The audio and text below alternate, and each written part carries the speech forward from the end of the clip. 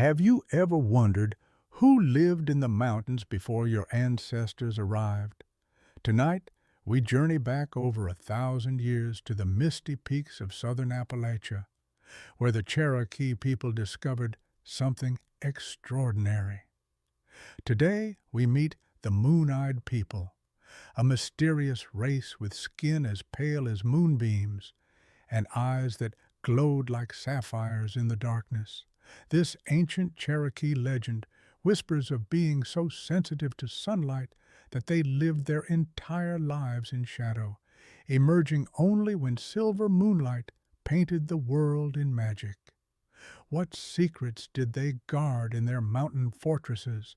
Could ancient peoples really vanish without a trace?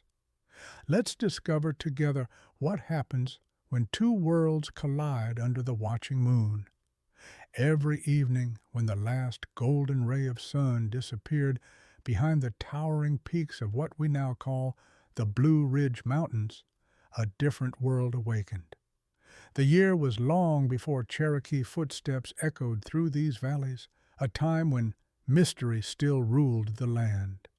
In hidden caves carved deep into the mountainsides, small figures stirred as darkness embraced the earth like a gentle blanket. These were the Moon-Eyed People, no taller than children, with skin so pale it seemed to glow in starlight, and eyes the color of winter sky. During blazing daylight hours, they slept in their cool stone chambers, for even the gentlest sunrise burned their sensitive eyes like fire. But as night fell, they emerged to tend their secret gardens, build their mysterious stone walls, and dance in clearings where moonbeams touched the forest floor. Young Aiyana was different from her Cherokee tribe. She loved to wander at night, drawn by whispers in the wind. Little did she know that her midnight walks would soon reveal the greatest secret these ancient mountains had ever kept. One silver-bright night, as Aiyana followed a deer path deeper into the mountains than ever before, she heard something impossible, soft laughter echoing from the rocks themselves. Her heart hammered as she crept closer to a wall of fitted stones, ancient and covered in moss. The laughter came again, musical and strange, followed by words in a language that sounded like wind chimes dancing in a breeze. Through a gap in the stones, she glimpsed movement, figures smaller than herself, their pale forms gliding like ghosts between the trees. Their eyes caught the moonlight and reflected it back like twin stars. Aiyana gasped, and the forest fell silent.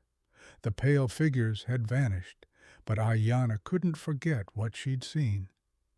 Night after night, she returned to the stone wall, bringing gifts of berries and flowers. Slowly, cautiously, one of the Moon-Eyed People began to appear, a girl about her own age named Luna, whose voice was soft as moth wings. Through gestures and simple words, they began to communicate.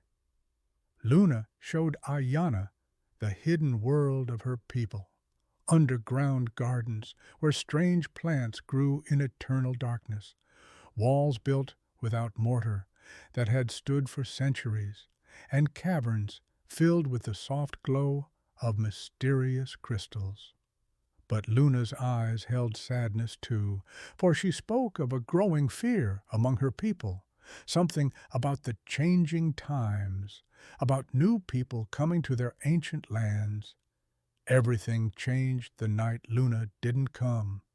Aiyana waited by the stone wall until dawn threatened, then heard terrible sounds echoing from the mountain's depths, shouting, the clash of weapons, and cries of terror.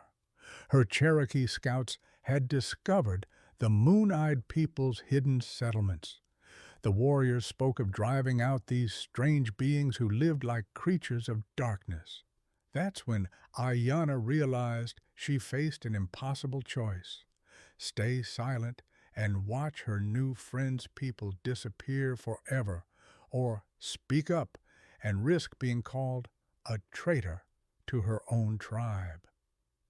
The final confrontation came during the darkest night of the month, when no moon lit the sky. Aiyana stood between two worlds as Cherokee warriors surrounded the moon-eyed people's last refuge. In the absolute darkness, the pale beings were helpless, their light-sensitive eyes unable to guide them to safety. The air crackled with tension as both sides prepared for a battle that would end in tragedy. "Stop!" Aiyana stepped forward, her voice cutting through the darkness like a blade. "These people are not our enemies. They are the guardians of this sacred mountain." Her hand shook as she struck flint to kindle a torch, knowing the light would hurt Luna's people, but hoping it would prevent bloodshed. In the flickering flame, she saw Luna's grateful eyes and her own warriors' shocked faces. They have lived here for countless generations, keeping the mountain's secrets safe. We can share this land. They take the night, we take the day. The torch trembled in her grip as she made her choice, standing between the two groups. "I won't let fear destroy what could be friendship." But her words came too late. The Creek warriors, longtime enemies of the Cherokee, had used the moonless night to launch their own attack. In the confusion and darkness, the moon-eyed people scattered like mist before wind.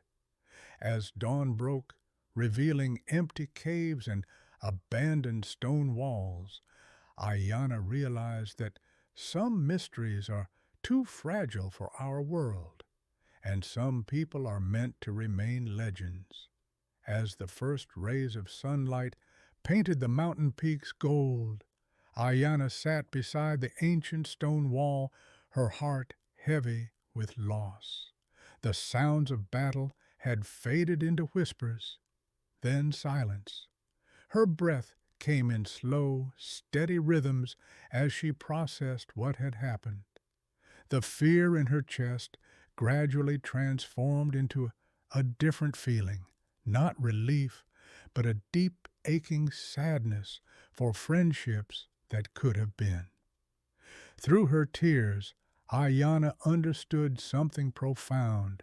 She had learned to see beyond the surface of things, to find beauty in differences rather than fear. The moon-eyed people had taught her that the world held more wonders than she'd ever imagined, and that understanding comes not from conquest, but from patience and open hearts. The mountain returned to its peaceful rhythms, but everything had changed. The stone walls remained as silent testimony to the vanished people, and sometimes, when the moon was full, Aiyana thought she could still hear their gentle laughter echoing in the wind through the ancient peaks. Years passed, and Aiyana became a storyteller for her people, keeping the memory of the moon-eyed people alive in whispered tales around evening fires.